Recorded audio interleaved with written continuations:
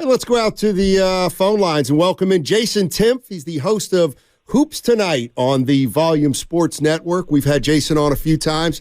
Really like his content. Jason, how you doing, man? Thanks for joining us. I'm doing great, boys. Thanks for having me on. I'm excited to talk some hoops. Yeah, well, let's start with the Golden State Warriors. They're off to a 6-2 start. They've won 5 games on the road already after just winning 11 last year. What do you see that's different, if anything, from the Warriors this year as opposed to last year? Well, a couple of specific things have been standing out. Jonathan Kuminga has been a lot better than I expected him to be this season. A couple of very specific ways, like he's kind of turned into a pretty reliable secondary scoring option for them. He has 17 post-ups this year that have resulted in 21 points, including passes. So he's over a point per possession as a dump it down to the block kind of guy. You saw that last night in the Pistons game when they ran that late ball screen on the left wing and they just switched it and got the smaller defender on Kuminga and Steph just dumped it down to him. He just goes that little hook shot in the lane. Like that kind of development has been super interesting. I think it's a huge telltale sign when you see Kerr actually playing him more crunch time minutes this year than Andrew Wiggins. You know what I mean? And by having those two guys be viable options, because remember, Andrew was out of the picture a lot last year, they're just more athletic, which is helping them to contend on the glass and defensively on the road. And then the Chris Paul piece, like it was, I think, a home run fit, but there was a little bit of a concern early in the season with his ability to actually put the ball in the basket. And he kind of got that going a little bit last night. I think that's the one big question mark moving forward. You kind of saw that in that, twin rim protector look in the loss to Cleveland. They just need Chris to score the basketball. And that was an encouraging sign last night. But I would say, considering where they were last year, Warriors fans should be absolutely thrilled with where they are at this point. Well said. I was one of the guys that didn't think the CP3 adjustment or him taking a role, maybe coming off the bench, was going to work out, Jay, but it's just been beautiful music. Let me ask you about Andrew Wiggins, because I told my partner here in all the Dub Nation, I mean, for them to reach their ultimate goal, he's got to be what he was in 2022. Is it too early to panic or wonder, Jay, what's going on with Andrew Wiggins? I don't know. I think it's a little convoluted with how much opportunity the other young forwards have been getting.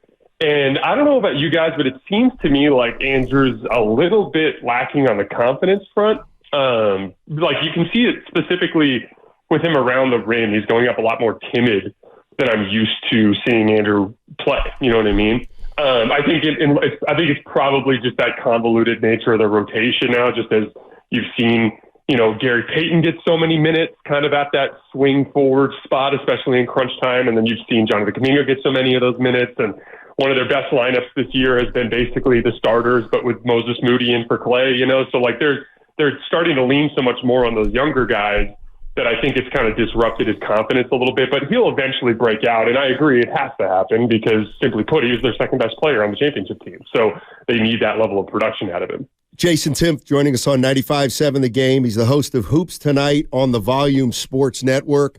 Let me ask you a little bit about the Warriors and how they're going to finish games. How do you think Steve Kerr is going to decide? I mean, I got to believe that Chris Paul's got to play down the stretch. Curry's got to play. Clay's got to play. And Draymond's got to play. So who's going to be the fifth, and how's that going to be determined?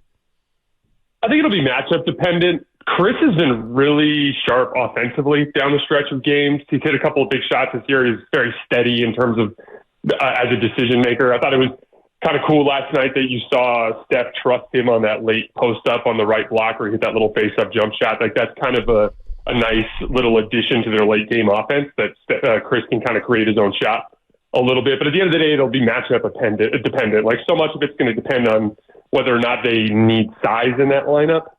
One of the problems with leaning on Gary Payton as much as they have, and by the way, their defense last night was much better. Their last 2 crunch time games, their defense has been better, but they've really struggled to defend in crunch time in their first few games that involved those late close game situations. And a big part of that is just the aggregate size of those lineups. So there will come a point where they'll probably have to go bigger at times. And then that's going to be where it's interesting, because if you want to keep Chris Paul in the game at that point, you probably end up having to take out Clay. which comes with its own set of drawbacks, right? Especially with how well Clay's been playing at the end of games. So it's a tough call. It's going to be based on matchups. I think a big indicator is Kuminga playing as much as he has been in crunch time, and I wouldn't be surprised if that ends up being the adjustment. It's just trying to go more athletic in the front court to make up for the lack of size in the back court. Jason, as we move forward, I know it's only 8 games, but, I mean, who wouldn't take 6-2 and Steph Curry playing at the level you just mentioned? Can you share with us maybe, I don't want to say major, one of your concerns for this team that you're monitoring as they move down the road here in this brand-new season? So perimeter defense has been a little bit of an issue. That's been the part of their crunch time defense issue, which is weird because when you watch the tape, it's like their main guys that have struggled. Like some of their best perimeter defenders, Wiggins and Gary Payton in particular, have kind of struggled a little bit late game, containing some of the quicker guards around the league. But at the same time, I'm not worried about that in the big picture. To me, it's that offensive punch from the bench unit. And again, specifically that Chris Paul shot creation piece. The Cleveland game was the perfect example of this. Every time they face a team with real rim protection that can sag off of their non-shooters, specifically we saw Evan Mobley guarding Draymond and Kevon Looney guarding Jared Allen, and they just basically sagged back into the paint, right? Or excuse me, the reverse of those matchups. And they're just sagging back in the paint, which buys all sorts of leeway for the perimeter guys to push up on your three-point shooters, basically straight up deny them the use of their screens, which forces them to cut back into all that rim protection. In situations like that, it becomes a heavy pick-and-roll offensive attack. That's basically your best way to get offense when they're packing the paint with rim protection. And in that case, we've seen Steph wear down at times when he's the only guy who can create his own shot. And so it's so imperative in the big picture for either Clay to step up and be more aggressive offensively in those situations, or for Chris to show that he can score. Because to me, it's more about the matchups, right? Like this Warriors team is demonstrating right now, they're going to win a lot of games. Their regular season engine, so to speak, is enough to win most nights. But it's specific matchups, specific rim protection lineups that can sag off of their shooters. That's when they need that pick and roll shot creation. So I'm going to be watching Chris as a scorer all year. Jason Timpf joining us on 95.7 The Game. He's the host of Hoops Tonight on the Volume Sports Network. The one thing when I look at the championship Warrior teams, when they had Clay, Iguodala, and Durant, I mean, those were three great two-way players back in their day. Is there a chance that when the Warriors go with Looney, with Payton, Gary Payton II, maybe even Kuminga or Saric, that they'll have enough offense as opposed to a balance that they had in the past? Well, this is where the Chris Paul thing should, in theory, help you. You just have to address it by adding size to the front line. Like, I specifically feel like the pull-up shooting, the really tough shot making in pick and roll is what's going to hold them back offensively in the playoffs, right? It's not so much what Klay Thompson can do in the 82, and he's been somewhat passive this year, not as aggressive as I'm used to seeing Klay being.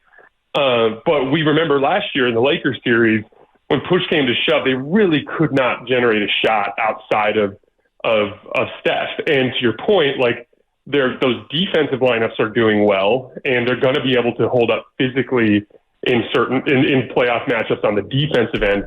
It's can they score? And again, like, that's where I look at Chris. And to your point, like it used to be that you had three weapons, like legitimate weapons out there. It was in that 2022 season, Clay was shooting pretty well in that playoff run.